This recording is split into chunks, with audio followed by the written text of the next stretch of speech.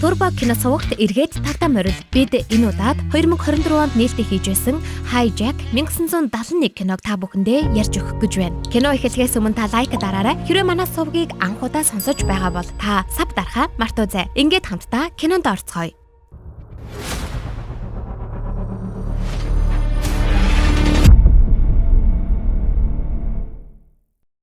Энэ киноно бодит явдлаас сэдвэлэн бүтээгдсэн. Агаарын нислэгийн бэлтгэл хийж байгаа байдлаар хоёр онгоц нисэж байгаагаар кино эхэлдэг. Энэ хоёр онгоц маань Эмалин гэдэг нэртэй эргэлтийг хийж байгаагаар кино эхэлж байгаа. Энэ эргэлт нь онгоцоо 180 градус эргүүлж нисдэг хүнд хэцүү нислэг юм бэлээ. Цаашлаад хоёр онгоц далаа дээгүүр нисэж яв. Хойд солонгосын хил рүү иргэний зорчигчдын онгоц нөхөж байгаа учраас онгоцны хөдөлгүүр рүү буудаж буулгах даалгаврыг хоёр нисгэгчдэд дарга нь өгдөг. Зорчигчдын онгоц барьцаалагдсан байсан бөгөөд нисгэгч нь тодорхой хөдөлгөөн хийж бүрэн ойлгуулж чадахгүй байгаач жижиг хоёр онгоцны нисгэгч онгоц барьцаалагдсан байна гэдгийг ойлгодог. Барьцаалагдсан онгоцны хөдөлгүүрлөө нь буудах даалгавар авсан боловч хэсэг хүлээн. Тушаалын дагуу буудахыг дахин шаардаж хил нэвтрэхээс 10 секундын өмнө түүнийг буудах тушаалыг дахин өгдөг. Гэвч гал нээж буудсангүй. Буудаад түлшин дэлбэрвэл бүх зорчигчдыг үхэн гэж бодоод буудаагүй тул барьцаалагдсан зорчигч тээврийн онгоц хойд солонгосын хилийг давлаа. Хойд солонгосын хилээр зорчигч тээврийн онгоц нь давсан учраас хөх орноос тэр нислэгийн удирдлага руу уцтаж байна. Яагаад буудаагүй шалтгаанаа зүгээр хэлэх гэж хэрэндээ л сандарцгаадаг. Нислэгийн удирдлагын дарга нь зорчигч тээврийн онгоцны мотор руу буудах тийм хэцүү байв гэж хоёр нисгэгчээс асуугаад нисгэгч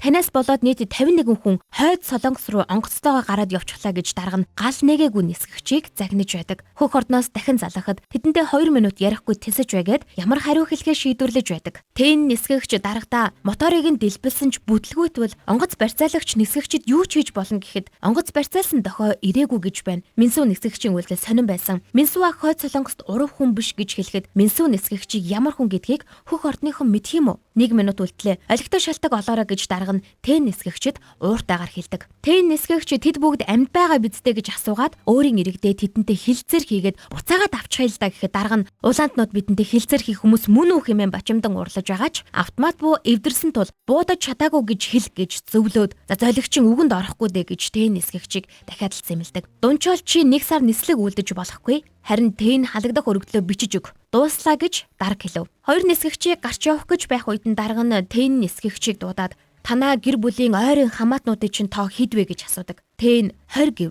20-ыг 50-аар үржүүлвэл хідвэ гэхэд тэн нисгэгч 1000 гэж хариулахад нь санаж яваарай. Чиний нэг буруу үйлдэлээс буюу өчүүхэн жижигхэн хүмүүнлэг шийдвэрээс чинь болоод хэдэн хүн цусаар уйлах бол гэж бачимдан хэлдэг. Хулгайлагдсан YS 11 онгоцны багийнхан болон зорчигчдыг эх оронд нь буцаах шийдвэр гаргаж ирсэн зорчигчдыг байцаан шалгаж байж гэрлүүн явуулах заврыг өгдөг. Минсүү нисгэгчийг цагаатгсан боловч ард эргээд үзэн ядаж гэрийнх нь хаалган дээр доромжилсан үг бичснийг нь нисгэгч тэн хаалгыг нь будаж бичгийг нь арилгав. Тэн нисгэгч эхнэртэйгээ Минсүү нисгэгчийн гэрт нь очиж эхнэрт нь тусалж анхаарал халамж тавьж байгаад Минсүү нисгэгчийн эхнэр маш их талархаж байгаагаа илэрхийлдэг. YS 11 онгоцны зорчигчд болон багийнхны 39 хүнийг эх оронд нь буцаасан бөгөөд Минсүү нисгэгч болон хэдэн хүнийг үлдээсэн байлаа. 2 нисгэгч, 2 үйлчлэгч, 7 зорчигч нийт 11 хүнийг шилжүүлэхээс татгалцсан юм. Ар гэрийнхэн маш ихээр гашуудан орилж уйлцгааж байхыг хараад тэн нисгэгч даргийнхаа чиний өчүүхэн жижигхэн хүмүүнлэг шийдвэрээс чинь болж хэдэн хүн цусаар уйлах болсныг санаж яваарай гэж хэлснийг бодон маш ихээр гашуудаж байлаа. Ур чадвартай нисгэгч болон буцаж ирээгүй тэдгээр 11 хүнийг хорих анги руу авч явсан тухай сонсцгоодог. Харин онгоц барьцаалагч Жу Жанхид хойд солонгосын талаас 2 сая долларын шагнал олгож өмнөдөд алан хядагч байсан хүнийг өөгшүүлэх үйл ажиллагаа явуулсан байдаг. Согчуу нисэх будал онгоцонд суух хүмүүс онгоц эрхийг баярлан харна. Тэн нисгэгч зорчигч тээврийн онгоцны 2 дугаар нисгэгчээр нисэж байгаа юм байна. Онгоцны ахмад нь Минсүү нисгэгч маань 9 минут байгаасаа гэд тэн нисгэгчээс ганцаараа газардаж үзсэн үү гэж асуугаад дараа чамд боломж олгоё гэж хэлээд онгоцноосоо буудаг. Онгоцны хамгаалагч үйлчлэгч эмэгтэйд хүмүүсийн 2 дугаар нисгэгчт нь дургүй. Яагаад гэвэл тушаал биелүүлээгүйгээс барьцаалагдсан онгоц хойд солонгосын хилийг давж зарим хүмүүс нь одоог болтол ирээгүй учраас хүмүүс түнд дургүй. Түүнийг гадуурхдаг байх гэж ярьдаг. Онгоцны буудал дээр нэгэн залуу онгоцонд суух гэж байгаа бололтой явж байдаг. Түүний замд дунд сургуулийн бяцхан хүү хичээлээ хийж байхад хажууд нь сууж буруу хийснийг зааж хэлж өгдөг. Чиний сурч байгаа сургуульд би ч сурч байсан штэ гэд гар байранд дотносоод онгоцонд надтай хамт суух уу? Ганцаараа суухад уйдгартай байд юмаа гэж ярилцаж байхад нь хажуугийн сандалд сууж байсан эмэгтэй сурагчийг дуудаж шоколад ид гэж хурдан гүйдгүү гэж асан ярилцдаг. Хүү хурдан гүйдэг гэж хариуллаа. Энэ үед хүмүүс онгоцонд суух гэж уралдан гүйж дуртай суудалтаа суудаг байж Ахмад 2 дугаар нисгэгч нар нислэгийн өмнө тамхилж байхдаа онгоцны Ахмад тэн нисгэгчээс чи яагаад буудаагүй бэ гэж асуудаг. Учир нь зорчигчдыг чамд даатгаж болох эсхийг мэдэх гэсэн юм гэдэг. Тэн нисгэгч тухайн үед маш их сандарсан. Минсүү ах толгоогоо сэгсэрсэн нь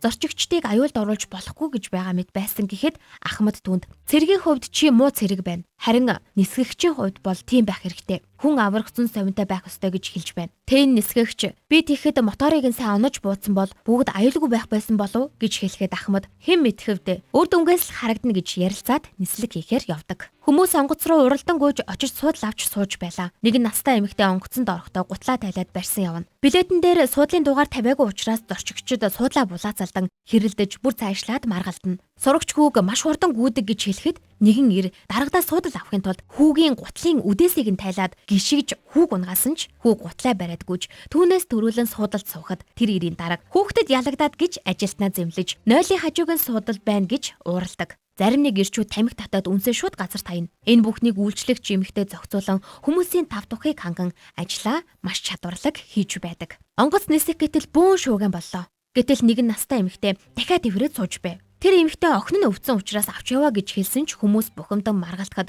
2 дугаар нисгэгч цаг оройтож байна. Бид сөүл рүү нисэх хэрэгтэй биздэ гэж хэлэн настанд дахиагаа тэврээд суугээд хамгаалагчид би хариуцлагыг нь үрнэ гэж хэлээд нисэхэр болж хүмүүс ч баярлалдан алгаа ташиж байна. Онгоц хөрлөө. Энэ өдөр нь 1971 оны 1-р сарын 23-ны өдөр байжээ. Гутлаа тайлаад орж байсан эмээгийн хүн прокурор юм байна. Ээж нь хүүгийнхээ ачаар ийм сайхан зүйл үзэж явна гэж дохио занаагаар хүүдээ хэлв. Хүмүүс хараад хэлгүй юм байна гэхэд прокурор хүн ээжээсээ ичээд битгий дохионы хэлээр яриадэ ичиж үхлээ гэж хэлэхэд ээжийнхэн сэтгэл үнэхээр хэцүү болсон нь царайнаас нь илт харагдана. Ингээд байж байтал дахиад өндгөлжлөө. Дахианы өндгийг тэр эмээ хажуудаа суугаа залууд өгөхөд ийм үнэтэй эмээг надад өглөө гэд баярлан өндгийг хаглан сорлоо. Чи одоо яагаад ганцаараа явж байгаа юм бэ? Ээж минь нас барсан. Ахтайгаа хамт амьдрах гээд явж байгаамаа. Ийм сайхан хүүгээ орхиод яаж нас бардыг бэ?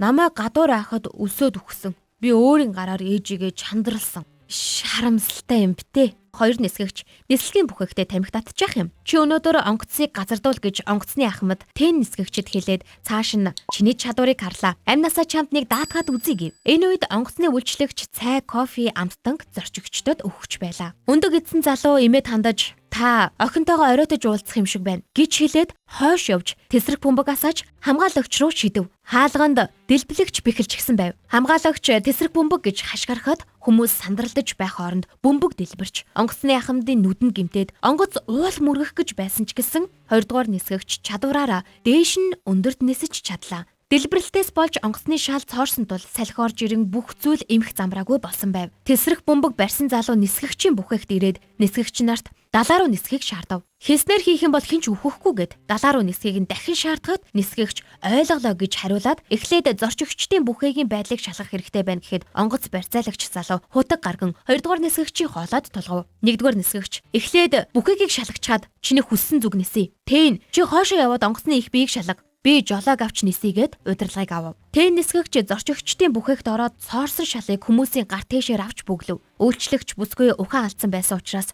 юу болсон бэ гэж асуухад тэн нисгэгч онгоц барьцаалагдсан гэж хариулав. Хамгаалагч залуу ухаан алдаад сэртэл буун байхгүй байв. Бууга олох юм бол нуугаарай. Зорчигчийн бүхэгийн аюулгүй байдлыг чи хариуцаарай гэж захиж хэлв. Ухаан алдсан хамгаалагчийг сандалд суулгаад цоорсон нүхийг тороор дахин татаж уйлаа. Хүмүүс гимтэж шархацсан байв. Анхны тусламжийг хүргэхээр эмч болон сувилагч байгаа эсхийг асуухад эмч сувилагч хүн харамсалтай нь байсангүй. Онгоц барьцаалагч далаа хараад боллоо гэж хэлээд түр зур тайвширдаг. Онгоцны Ахмад түүнээс улс төрийн асуудал биш болон мөнгнөөс болсон уу гэж асуухад онгоц барьцаалагч залуу би улс төр мэдэхгүй гэж хэлээд залуу хариу хэлсэнгүй. Энэ үед шаргацсан хүмүүст тэн нисгэгч болон үйлчлэгч эмэгтэй нар анхны тусламж үзүүлж байдаг. Прокурор залуугийн биед төмөрийн хилтерхий шигдсэн байхыг 2 дугаар нисгэгч аваад цусыг нь тогтоох арга хэмжээ авав. Харин суудлаа голоод байсан нөгөө бүдүүн дарга хүмүүс гэмтэж үхэл амьдралын зааг дээр байгаагч үл тон миний мөнгө гэж уйлан мөлхөж байлаа. Зарим нэг нь сөүл явж байгаа биздэ гэж уйлан асууж эхлэв. Нисгэгчтэй тийм ээ. Сөүл явж байгаа. Гэртээ хүргэж өгнө гэж зорчигчдыг тавьшруулж яхад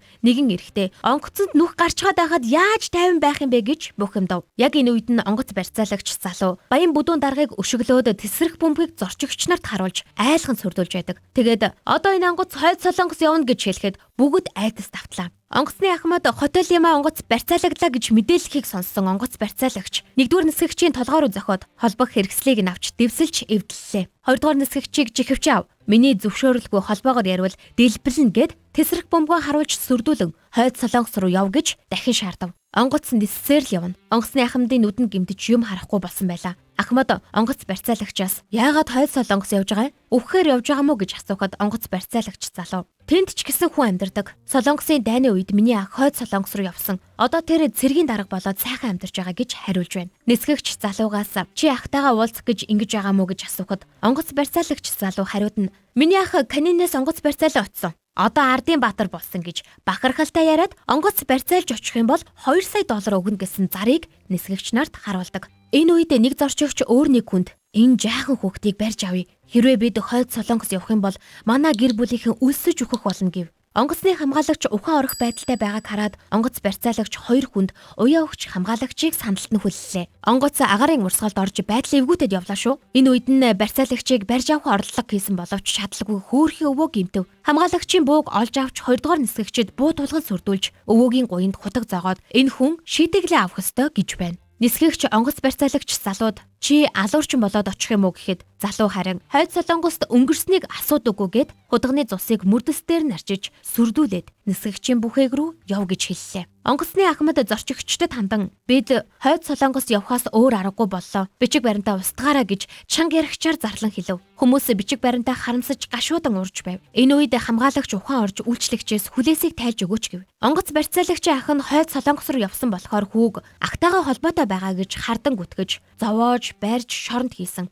Шоронгоос гарч ирэхэд ээж нь өсөж үхсэн байж ээжигээ ганцаараа чандарлаж гашуудан уйлж байсан бүхнээ эргэн санаж өшөө хорслон улам буцалж байв. Хүмүүс хамгаалагчийн хүлээсийг тайлахыг хүссэн ч айгаад тайлж чадахгүй байлаа. Харин нэгэн залуу зориглон гүйж хүлээсийг тайллаа. Бид хойд Солонгосын нутаг дэсгэр дээр байна гэж нисгэгч онгоц барьцаалагч залууд хэлж онгоцоо буулгахаар доошлоход онгоц барьцаалагч дунд сургуулийн хүүгийн гарт тесрэх бөмбөг бэхэлж манай тосгоны ах нар намайг 10хан настай байхад улаанд нэг устгах гэд буцлам халан ус цацсан гэд өөрийн түлэгдсэн биеэ харуулж бяцхан хүүг чирч нисгэгчийн бүхээгт авчраад дээшээ хөөр би нуурыг харсан шүү. Энэ буух зурвас хойд Солонгос шиг харагдаад байна уу гэв. Энэ онгоц барьцаалагч хойд Солонгос биш гэдгийг мэдээд дээшээ хөөрөхгүй бол хүүг ална гэж сүрдүүлээд онгоц дээшээ хөөрөхөд 2 дугаар нисгэгчийн гуйнд буутчихв. Нисгэгч шархаа боож байхад онгоц барьцаалагч ирээд ээж минь түлэгдсэн шархыг манд боож өгч байхдаа насан турштай хүний сүүл болж амьдар гэж байсан. Дунд сургуульд сайн сурч 1-р байранд ороход улаантан сайн сурч сургуулийн нэр гутаалаа гэж байсан юм.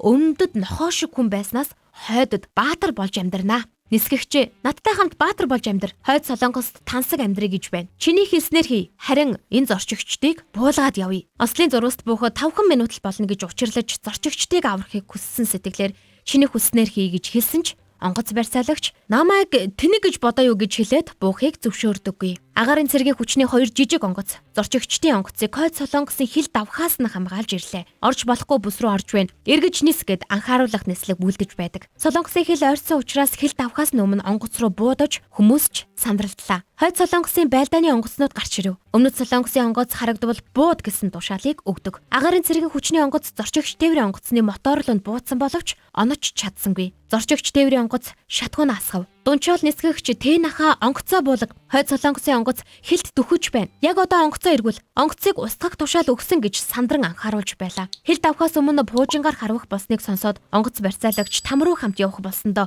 баяртай байна гэж хэлдэг. Дельта онгоцыг унгах тушаалыг хүчингү болгоно уу? Хүчээр газардуулъя гэд оролдож байна. Дунчаал нисгэгч эргээд нис. Одоо сүүлчийн боломж ахаа гэж сандран хашгирав. Хил давхад 5 секунд байна. Даалаа эрэгт газардъя гэж хэлэх үед онгоц барьцаалагч миний ээжийг идэж байсан үтнүүдийг гიშгэлж алж байхдаа би яг тэр үед нь үхсэн. Чигээр яв гэж хашгирав. 1-р нисгэгч нисгэгчд их хичээлээ. хил давхаас өмнө онгоцыг унгаа. Үлдсэн гэр бүлийнх нь ядаж цогцыг нь олж аваа гэж хэлэхэд онгоц барьцаалагч тэгж болохгүй. Доошилж болохгүй гэж хашгирч нисгэгч Тэний толгойд буу тулгах үед Тэн нисгэгч хойд солонгосын хил давах гэж байсан онгоцны мотор руу буудаагүйгээс хойд солонгосын хилийг давсан онгоцны нисгэгч Минсү толгойдоо буу тулгуулад яг л ийм байдалтай байсандаа хэмээн бодож агаад буудаач бууд новшоо гэж онгоц барьцаалагчд хэлв. Тэгээд онгоцоо их зөөд нь нисгэхэд онгоц барьцаалагч зорчигчдын бүхээг рүү гулсан өнхрөв. Барьж байсан буу нь гараас нь алдагдаж өөрөө өнхрөн унав. Тэн онгоц барьцаалагчийг барьж авахд нисгэгчийн хөл рүү дахин хутгалав. Энэ үед хамгаалагч босч ирэн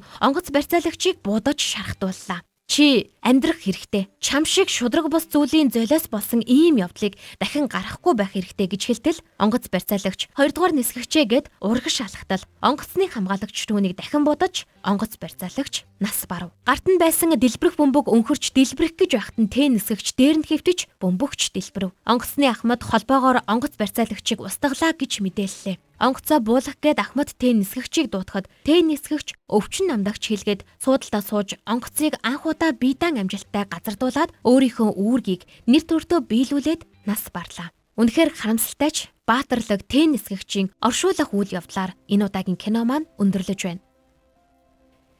Ийхүү 1971 оны 1-р сарын 23-нд Korean Airlines E-27 онгоц Өмнөд Солонгосын Ганвон мужийн Госонг тойргийн эзгүй далайн эрэг дээр ослын буулт хийсэн байна. Онгоцонд суусан 58 зорчигч болон багийн гишүүд амьд үлдэж 2 хүн амиа алдсан нь 22 настай онгоц барьцаалагч болон тесрэх бөмбөг дээр хөвтөж дэлбэрэлтэнд өртсөн 2 дугаар нисгэгч Тэн байлаа. Харин онгоцны Ахмад шархтаж нүд нь харахгүй байсан ч ослын буултыг амжилттай хийсэн нь иргэний нисхийн түүхэнд байгаагүй амжилт юм байна. 1969 онд хулгайлагдсан YS-11 онгоцны 11 зорчигч болон багийн гишүүд одоо хүртэл их орондоо эргэж ирээгүй юм байна. Турбо кино сувгийн өнөөдрийн кино та бүхэнд таалагдсан гэдэгт итгэлтэй байна. Бидний санал болгож байгаа киног та заавал бүрэн хэрэн үзээрэй. Мэдээж лайк, саб, хоцроггүй тулд хонхоо дарахаа мартаоцай. Дараагийн киногоор уулзтлаа. Түр баяртай.